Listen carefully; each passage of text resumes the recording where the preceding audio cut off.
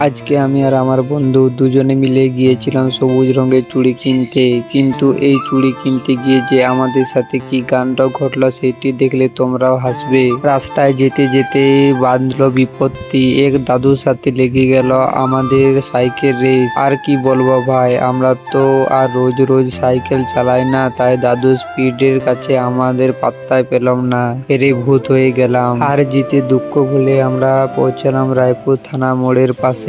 অনেক খোঁজাখুঁজির পর ফাইনালি পেয়ে গেলাম সেই দোকান যেখান থেকে আমাদের কিনতে হবে সবুজ রঙের চুড়ি। জলদি জলদি চুড়িগুলি নিয়ে আমরা চললাম আমাদের নেক্সট গন্তব্যে। এরপর চলে এলাম সোজা মহামায়ার মন্দিরের কাছে, বিপত্তারিণী পুজো, তাই মন্দিরে জাস্ট মারাত্মক ভিড়। ঠাকুরের দর্শন করে মনটা একদম শান্ত হয়ে গেল। তোমরা যদি এরকম মিনি ব্লগ আরো দেখতে চাও তাহলে লাইক আর সাবস্ক্রাইব করে দাও। দেখা হচ্ছে পরের ব্লগে। টাটা।